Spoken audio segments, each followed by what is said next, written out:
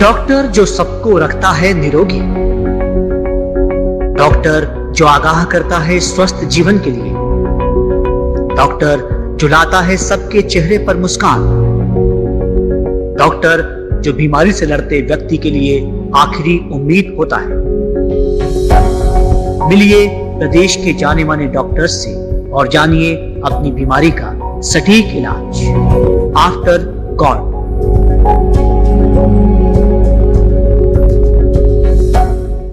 नमस्कार, साधना न्यूज के खास कार्यक्रम आफ्टर गॉड में आपका स्वागत है।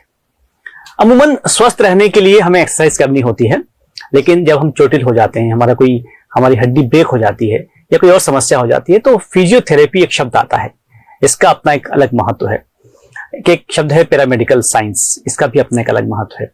इस वक्त हमारे साथ डॉक्टर रेशमा खुराना मौजूद हैं, जो प्रिंसिपल हैं index physiotherapy and paramedical science विभाग की। मैम, बहुत स्वागत है आपका। नमस्कार सर, थैंक यू। आप हैं हमारे बीच में, तो हम जानना चाहेंगे, जो दर्शक इस वक्त हमारा देख रहे हैं जी, हम चाहेंगे कि फिजियोथेरेपी का महत्व उन्हें समझ में आ जाए कि फिजियोथेरेपी शब्द से क्या अर्थ निकलता है। ओके, मैं अगर शुरू करूं, एक बहुत मेरी फेवरेट एक लाइन है जी, जो मैं अक्सर अपने स्टूडेंट्स को भी कहती हूँ, पेशेंट्स को भी। Physician adds life to your years और एक physiotherapist adds life to those years, right? क्या बात, अच्छी बात कह रही हैं। जो लंबी उम्र हो सकती है, पर उस उम्र में जो अच्छे पल है जो आप जी सकते हैं, वो उसमें फिजियोथेरेपी आपकी मदद करती है जी। और अगर हम एक ब्रॉड उसमें देखें तो फिजिकल थेरेपी, एक्सरसाइजेस और मशीनों के द्वारा एक थेरेपी है जो आपको सुचारू रखने के लिए, जो आपको रिहैबिलिटेट करने के लिए दी जाती है। और दिस इज अमूमन जब हमको चोट लग जाती है, हड्डी टूट जाती है, तब फिजियोथेरेपी का शब्द जो है वो अस्तित्व में आता है। लेकिन क्या उसके पहले भी कोई तकलीफ नहीं हो, लेकिन तो क्या उसके पहले भी फिजियोथेरेपी का कोई रोल है? सर, इसका मैं पहला एक जवाब ये दूंगी कि डेफिनेटली ऑर्थोपेडिक्स की परछाई है फिजियोथेरेपी। बिल्कुल सही है ना, we can not deny that. बिल्कुल। अगर आपकी हड्डी में कोई प्रॉब्लम है, मांसपेशियों में कोई समस्या है, कोई स्प्रेन है, कोई स्ट्रेन है, तो वहां पे आपके लिए कसरत मैंडेटरी है ना। लेकिन इसके अलावा भी जितनी भी प्रॉब्लम्स होती हैं, चाहे वो न्यूरोलॉजिकल हो, चाहे वो पीडियाट्रिक हो, चाहे वो ऑब्स गायनी की हो, या कार्डियक हो, या स्पोर्ट्स से संबंधित हो, इन सभी में फिजियोथेरेपी का एक अहम रोल है। अच्छा। और मैं कहूंगी फिजियोथेरेपी एक होलिस्टिक अप्रोच है, जहां पे हम एक पेशेंट को प्रिवेंटिव, प्रमोटिव और क्यूरेटिव तीनों एस्पेक्ट में डील करते हैं। हम अगर बीमारी से बचना चाहते हैं तो भी हमें कसरत करनी चाहिए। जी बिल्कुल। अगर कोई बीमारी हमें हो गई है, वो ज्यादा ना बढ़े, उसका इलाज हो जाए, तो हमें फिजियोथेरेपी की मदद लेनी चाहिए जी। और हम अगर हमारी हेल्थ को ताउम्र अच्छा रखना चाहते हैं तो भी हमें एक्सरसाइज करनी चाहिए। So we have our role in both preventive and curative this thing. अभी आपसे बातचीत करते हुए मन में प्रश्न आया कि जो हम भारतीय परंपरा में बच्चों को मालिश की जाती है जब बच्चे पैदा होते हैं, तो क्या वो एक पार्ट है फिजियोथेरेपी का? एग्जैक्टली सर, मालिश is not a part of physiotherapy, but yes, to improve the blood circulation और मसल्स का लचीलापन मेंटेन करने के लिए कहीं ना कहीं वो चीज जरूरी है। और अभी हमने सर योगा, मतलब कोविड में जो हमने देखा है, कोविड हमने दो जो बड़ी वेव्स देखी है, दोनों में फिजियोथेरेपी का बहुत अहम रोल था, योगा का बहुत अहम रोल था, है ना। जितने भी पोस्ट कोविड पेशेंट्स रहे हैं, कोविड के कारण काफी लंबे समय तक लोगों ने मसल एक, बॉडी पेन, थकावट, नींद ना आना, ये सारी चीजों के पेशेंट्स अभी तक आ रहे हैं। बिल्कुल। तो इन सब में भी फिजियोथेरेपी का बहुत कंट्रोल है। हम योग, जैसे आपने शब्द यूज किया, योग प्राणायाम जी, क्योंकि पहले तो फिजियोथेरेपी का अस्तित्व था नहीं, अगर हम बहुत साल पहले बात करें। हाँ, तो क्या योग प्राणायाम और दोनों का कोई रिलेशन है? हाँ जी, योग जो आसन है हमारे हिंदू इसमें हमारे कल्चर में जी तो ये इसी से फिजियोथेरेपी की भी कुछ एक्सरसाइजेस है जो प्रेरित है। जी जी जी बिल्कुल अच्छी बात की। सो जैसे वज्रासन हो गया आपका या भुजंगासन हो गया जो आप कमर दर्द के लिए करते हैं, जो हम सूर्य नमस्कार करते हैं, ये सब वही चीजें हैं। फिजियोथेरेपी हाँ वहीं से आया है सर, आया तो सब वहीं से है और अब और डेवलप हो गया है। अब ये सब एविडेंस बेस्ड प्रैक्टिस हो गई है। जी हाँ बिल्कुल है ना। अब ये चीज एडवांसमेंट क्या है फिजियोथेरेपी, अगर हम बात करें कि आज से 10 साल पहले फिजियोथेरेपी थी, आज फिजियोथेरेपी है, तो क्या अंतर है उसमें, क्या एडवांसमेंट हो गया है, क्या नई तकनीक आ गई? जी समय के साथ सर हर इसमें बदलाव हुआ है, बीमारियों में भी बदलाव हुआ है जी हाँ और इलाज में भी बदलाव हुआ है और फिजियोथेरेपी टेक्निक्स में भी बदलाव हुआ है और इसके लिए बहुत सारे एडवांसेस हुए हैं, रिसर्चेस होते हैं, कई सारे जर्नल्स में पेपर पब्लिकेशंस रहते हैं जी। और अगर मैं एक आम व्यक्ति के लिए बताना चाहूँ तो जैसे दर्द होता है ना, पेन फ्री रहने के लिए बहुत सारी ट्रीटमेंट्स हैं हमारे पास, एलोपैथी में भी ट्रीटमेंट्स हैं, लेकिन if we come to physiotherapy, suppose कमर दर्द है तो इसमें पहले होता था सर हॉट फॉर्मेंटेशंस होते थे, शॉर्ट वेव डायथर्मी होती थी, अब लेजर आ गया है। अच्छा। अब कपिंग थेरेपी आ गई है, फिजियोथेरेपी में लेजर का उपयोग है और बहुत अच्छे और ड्रास्टिक रिजल्ट्स उससे देखने को मिलते हैं। बहुत जल्दी पेन कंट्रोल हो जाता है। मतलब मैं क्योंकि फिजियोथेरेपी का मतलब ये कि आपको एक्सरसाइज करनी है, आपको मेहनत करनी है फिजिकली, लेकिन लेजर तो मुझे लगता है बिना मेहनत के भी काम हो जाएगा। हाँ सर हो जाएगा, लेकिन उसको मेंटेन करने के लिए एक्सरसाइज जरूरी है। आप इंडेक्स में लंबे समय से हैं यहाँ पर, एज ए प्रिंसिपल आप काम कर रही हैं, तो हम आपके रोल पर जानना चाहेंगे कि आप बच्चों और टीचर्स के साथ में आप कैसे कोऑर्डिनेट करती हैं और आपका लाभ कैसे मिल पाता है उनको? स्टूडेंट्स मेरी लाइफ है, राइट।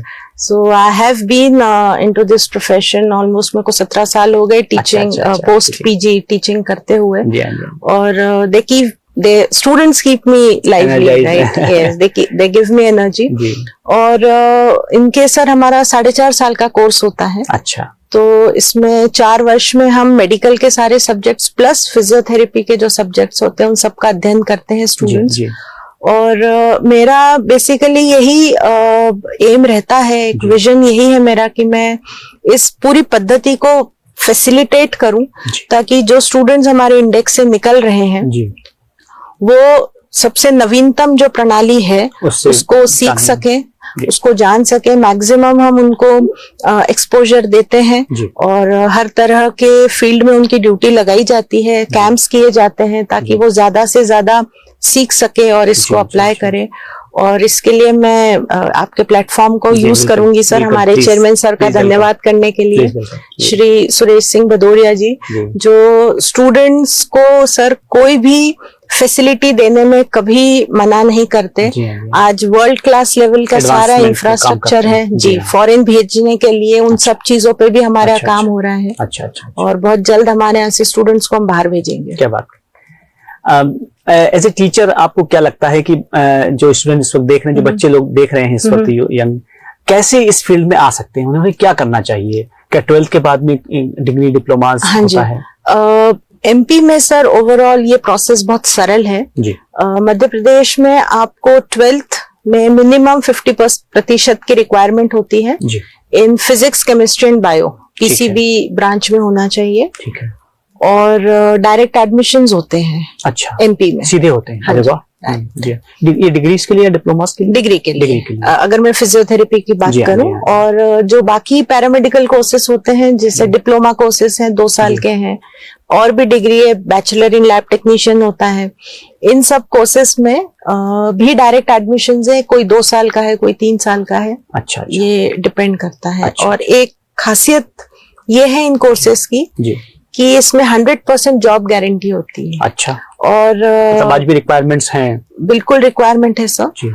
और हेल्थ सेक्टर में जब काम होता है वहां पे पैरामेडिक्स बहुत इंपॉर्टेंट रोल प्ले करते हैं। अगर एक डॉक्टर को सर्जरी करनी है तो वहां पे उसको ऑपरेशन थिएटर पूरा ओटी टेक्नीशियन जो होता है वो अरेंज करता है। उसके सारे टूल्स, इंस्ट्रूमेंट्स जो होते हैं वो पूरा ओटी टेक्नीशियन का काम होता है। डायलिसिस होना है, किसी पेशेंट की किडनी खराब हो गई है, वो एक डायलिसिस टेक्नीशियन करता है।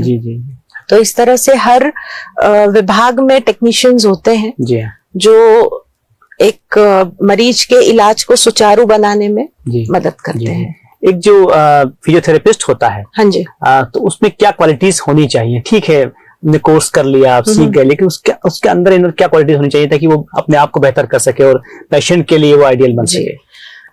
सबसे इम्पोर्टेंट तो है आपके अंदर संयम होना चाहिए और पेशेंस होना चाहिए, राइट? क्योंकि हम जिस तरीके के पेशेंट्स को डील करते हैं वो लॉन्ग टर्म पेशेंट्स होते हैं, राइट? और हमारे पास ऐसा जादू वाला कोई काम नहीं होता है कि पेशेंट आया, 2 गोली लिया और कल ठीक हो गया, राइट?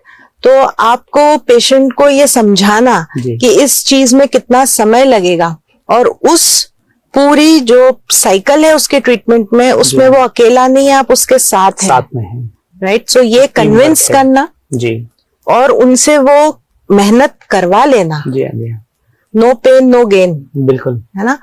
तो ये चीज बहुत इम्पोर्टेंट है। और आजकल कई बार जो हमारी जनरेशन ये सब 5G जनरेशन है, तो इनको हर चीज फास्ट चाहिए होती है, डाउनलोड फटाफट हो जाए, बिल्कुल बिल्कुल। बट ऐसा नहीं होता है। फिजियोथेरेपी में टाइम लगता है, समय लगता है, और एक बारी जब रिलीफ होता है पेशेंट को तो वो कंसिस्टेंट होता है। सो this is what I advise my students also कि एथिकल प्रैक्टिस करें और पेशेंट को पूरा ईमानदारी से आप ट्रीट करें, क्योंकि उस पर डिपेंडेंट है। मतलब जितना अच्छा फिजियोथेरेपिस्ट होगा, पेशेंट उतना जल्दी कवर अप करेगा और लंबे समय तक कवर अप रहेगा। Yes, correct. Because it is not only exercises जो हमें करानी होती है, हमें उसको मोटिवेट भी करना होता है। क्योंकि जैसे मान लीजिए पर आप कोई पैरालिसिस का पेशेंट है जिसका हाथ ही नहीं उठ रहा है, कल तक हाथ उठता था, आज हाथ उठना बंद हो गया, तो उसको ये चीज बताना कि ये हाथ उठेगा, इसको कितना समय लगेगा, इसके लिए आपको क्या मूवमेंट करनी है, यू नो, उनको कन्विंस करना, इसमें समय। आपने अच्छा पैरालिसिस की बात आपने कही, हम सुनते हैं कई बार कि लोग पैरालिसिस जब हो जाता है तो उसके बाद में बहुत जल्दी कुछ लोग बहुत जल्दी कवर अप कर लेते हैं और मिरेकली मतलब वो बहुत तेजी से ठीक भी कर लेते हैं। तो क्या इसमें पेशेंट के साथ साथ फिजियोथेरेपिस्ट का रोल भी होता है? सर, सबसे पहले तो लीजन पे डिपेंड करता है जी, कि ब्रेन में लीजन कहाँ है और कितनी सिवियरिटी या कितनी गंभीरता है उसकी, वो एक न्यूरो मेडिसिन का अलग पार्ट है, हम उसको डिस्कस नहीं करते। पर जब हम रिहैब की बात करते हैं तो हम एज अ फिजियोथेरेपिस्ट, हमारा जो प्रिंसिपल होता है एक न्यूरोलॉजिक या पैरालिटिक पेशेंट में ट्रीट करने का, वो ये है कि जैसे हम आगरा बॉम्बे एबी रोड है हमारा, ठीक है, हमारे एबी रोड पे जैम लग गया है, हम क्या करते हैं, हम शॉर्टकट निकालते हैं, हम उस गली से जाते हैं और इधर से आते हैं। तो ये हमारा रोज का हैबिट हो जाता है, क्योंकि 7 बजे रोज जैम लगेगा, तो हमारे एक ऑल्टरनेटिव पाथवे बनाया है हमने, हम रिंग रोड से आ जाते हैं, हम मनोरमागंज से आ जाते हैं। सिमिलरली हम हमारे ब्रेन को भी वही सिखाते हैं, जो नसें जैम हो गई है, जो नसें ब्लॉक हो गई है, जो काम नहीं कर रही है, तो हम उसके लिए ऑल्टरनेटिव पाथवेज बनाते हैं। सो सपोज पेशेंट ये नहीं कर पा रहा है तो उसको हमें ट्रेन करना है, एक्शन यही रहेगी, लेकिन अब जो है अब उसका दूसरे पाथवे से वो उस चीज को अडेप्ट करेंगे और सीखेंगे। So this takes time and it is not only a therapist working, it is the patient and his family. You know, family members they play a very crucial role. बिल्कुल। तो ये जब तीनों का टीम अप होता है, plus the doctor of course, तब वो रिकवरी होती है। और थोड़ा सा पेशेंट का विल पावर, वो सारी चीजों के बाद रिजल्ट आता है। आप कैसे मतलब इस फिजियोथेरेपिस्ट कैसे आप बनी? मतलब क्या चाहती, क्या आपने ही प्लान किया था कि एज ए फिजियोथेरेपिस्ट आपको आगे बढ़ना है? कैसे शुरुआत हुई इसकी?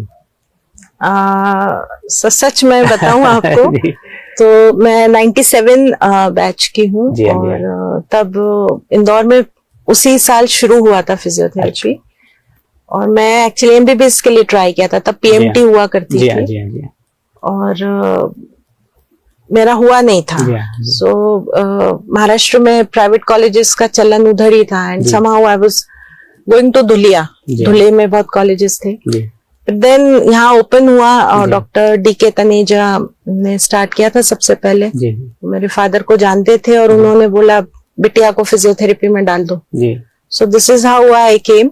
Initially I was not happy, क्योंकि चॉइस का नहीं था। निश्चित होता है ना, हम खाना भी हमारी पसंद का ही खाते हैं, तो ये तो प्रोफेशन था। बिल्कुल। बट इवेंचुअली जब मैं इस फील्ड में आई, जब मैंने काम किया, जब पेशेंट देखे और ये फील किया कि एक मरीज जब आपको थैंक यू बोल के जाता है या अगले दिन आके आपको बोलता है कि मैडम जो कल आपने ट्रीटमेंट किया था उससे मेरा पेन बहुत कम हो गया है, या मेरे 5 साल के दर्द को मैं आज कहता हूँ रुपए में आठाना बचा है, तब सर जो संतोष मिलता है वो किसी चीज में नहीं मिलता। So I have Now I am a physio, right? Physio is in my blood. निश्चित रूप से। और आप डॉक्टर होती तो हो सकता है कि दिन में 10 पेशेंट देख रही होती, हाँ जी। लेकिन इस वक्त एज ए प्रिंसिपल तो आप टीचर्स के साथ साथ हजारों बच्चों से आप इंटरेक्ट हो रही हैं, तो जो टीचर्स हैं वो कैसे बेनिफिट होते हैं आपसे?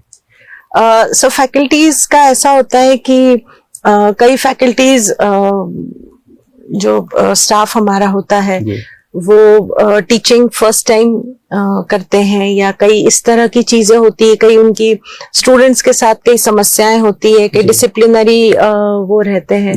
तो वहां पे जब उनको एक मास्टर कुछ उनको गाइड करना होता है, कुछ चीजें बतानी होती है, वहाँ हेल्प रहती है।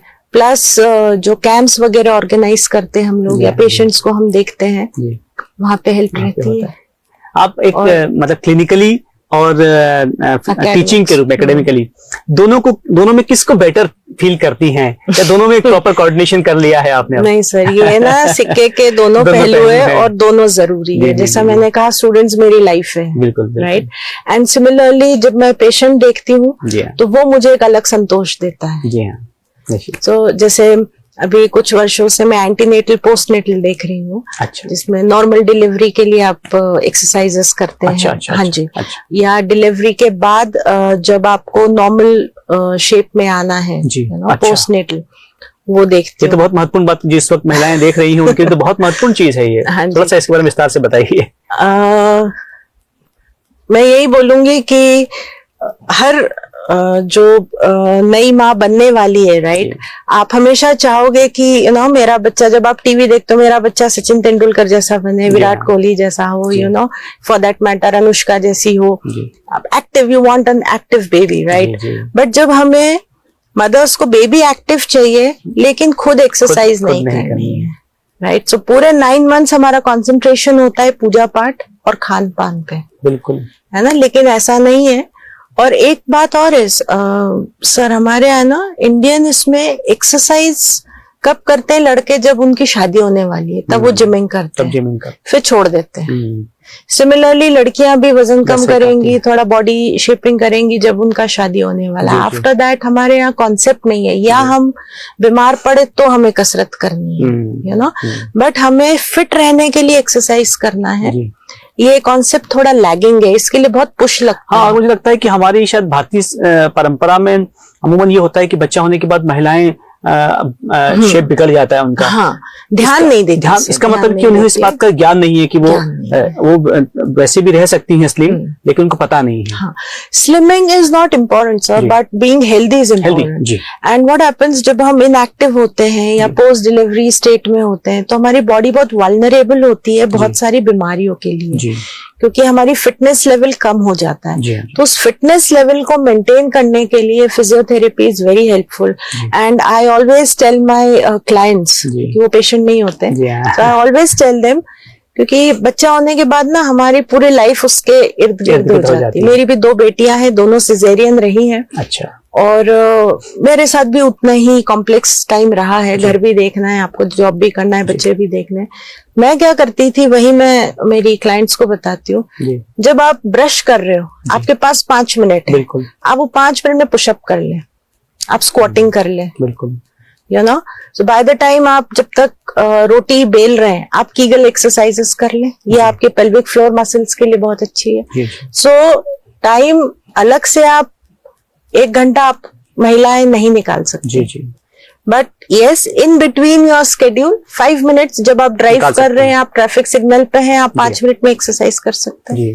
तो मुझे लगता है कि जब बिफोर डिलीवरी जो है वो हर मदर को एक फिजियोथेरेपिस्ट की आवश्यकता होती है। और आजकल सर जितने भी गायनेक्स होते हैं they all refer we have antenatal clinics, antenatal classes होती हैं जिसमें पूरा आपको फिजियोलॉजिकल चेंजेस जो आपकी बॉडी में हो रहे हैं प्लस आपको हर ट्राइमेस्टर में हर 3-3 महीने में क्या कसरत करनी चाहिए वो बताया जाता है। एक बहुत महत्वपूर्ण सवाल मेरे मन में अभी आ गया जी। एक पहले ही होता था कि डिलीवरीज नॉर्मल होती थी जो कि आपने भी बताया, लेकिन इन दिनों सिजेरियन का रोल मतलब फैशन चल गया है, तो हम अमूमन भाषा में उपयोग करते हैं, तो ऐसा क्यों है? मतलब ये डॉक्टर्स फोर्स करते हैं कि आप सिजेरियन करें या क्या कारण है कि नहीं सर, ये चीज तो नहीं बोलूंगी मैं, ऐसा नहीं होता है। हर डॉक्टर अपना काम ईमानदारी से करता है और जब वो सिजेरियन बताते हैं तो वो सारे कॉम्प्लिकेशंस होते हैं जिसके बाद ये निर्णय लिया जाता है। तो हम यही सुनते हैं कि सिजेरियन हो गया। उसका सर एक कारण है आजकल का लाइफस्टाइल है ना। जैसे इनिशियली हमारे घर में हम सब ने देखा है, हमारी नानी दादी 5-5 6-6 बच्चे हुए हैं सबके और सब नॉर्मल हुए हैं और घर का सब काम करती थी और आज तक सब बढ़िया चल रहा है। अब क्या होता है, हमारे पास हेल्पर्स ज्यादा रहते हैं है ना, हमारा खान पान भी उतना नहीं है, प्लस हम उतना एक्सरसाइज नहीं करते, स्ट्रेस लेवल बहुत ज्यादा है। तो ये सारी चीजों का एक कंबाइंड इफेक्ट है। क्या ये बढ़ता जाएगा? क्या कैसे इसको खत्म किया जाए? So the generation needs to understand that 5G only works in mobile. It is only for internet, not for your life. Hard work तो करना ही पड़ेगा, कोई विकल्प नहीं, कोई विकल्प नहीं। इस फिजियोथेरेपी में भी कोई एक्सपर्टीज होती है, अलग अलग कोर्सेज होते हैं? हाँ जी, फिजियोथेरेपी जैसा मैंने कहा एक बहुत ही अच्छी विधा है, एक स्किल्ड प्रोफेशन है और ये 4.5 साल का कोर्स है। 4 साल हम पढ़ते हैं, 6 महीने की इंटर्नशिप होती है। इसके बाद इसमें मास्टर्स होता है MPT, जो ऑर्थोपेडिक्स ब्रांच होती है उसमें होता है, न्यूरोलॉजी में होता है, cardio thoracic and respiratory conditions में होता है, आपका ऑब्स गाइनी में होता है, पीडियाट्रिक्स में होता है, स्पोर्ट्स में होता है। और अगर हम विदेश की बात करें तो वहाँ काइनेसियोलॉजी है और ऐसे बहुत सारी ब्रांचेस है जिसमें मास्टर्स होता है। तो अंतिम सवाल है, खूब सारे महत्वपूर्ण सवाल भी आपने आपसे किए और आपने बहुत बेहतरीन जवाब दिए। अंतिम सवाल ये है कि आप का क्या गोल है लाइफ का, जो कि एज ए प्रिंसिपल जो है अब एक ऐसी जगह पर है, मुझे लगता है सारे गोल पूरे हो जाते हैं, लेकिन फिर भी क्या आपको लगता है कि कोई जिंदगी का भी कोई गोल है जिसको आप पूरा करना चाहती? सर मैं ज्यादा कुछ नहीं, पर मैं ये जरूर सोचती हूँ कि जितने स्टूडेंट्स मेरे थ्रू निकलते हैं मैं उनको एक एथिकल प्रैक्टिस के लिए मोटिवेट कर सकूं और अच्छा सक्सेसफुल वो करियर बनाए, उसके लिए उनको तैयार कर सकूं। तो एक टीचर के पास सर बस यही रहता है, हम बहुत ज्यादा कमाते नहीं हैं, बट जो बच्चे आगे तक हमसे जुड़े रहते हैं, जो मेरे से पहले भी पढ़े वो आज तक जुड़े हुए हैं, और जब वो पलट के याद करते हैं या रिगार्ड्स देते हैं, वही हमारी जीत होती है। जीवन की ये सार्थकता है कि आप उस जगह पर पहुंच गई है कि अब आप अपना नहीं बल्कि आपके स्टूडेंट्स जो हैं वो जिंदगी में सफल हो, गोल प्राप्त करें। डॉक्टर रेशमा खुराना, आपने हमसे बातचीत की और विश्वास कीजिए कि बहुत महत्वपूर्ण ये इंटरव्यू हो गया है और लोगों के लिए बहुत भी काम आने वाला है। Thank you so much. नमस्ते। तो डॉक्टर खुराना से बातचीत हुई और फिजियोथेरेपी पर बातचीत हुई, पैरामेडिकल पर बातचीत हुई, और इतनी महत्वपूर्ण बातचीत है कि हर व्यक्ति के लिए और हर महिला के लिए भी जरूरी है। मुझे लगता है कि इस कार्यक्रम को आपको देखना चाहिए, इस इंटरव्यू को, और ना सिर्फ देखना चाहिए बल्कि अपने जो नियर वन है, जो डियर वन है, उन्हें आप फॉरवर्ड कीजिए और बताइए कि इस इंटरव्यू को देखें और अपने जीवन को और बेहतर बनाएं। आप देखते रहिए साधना न्यूज मध्य प्रदेश।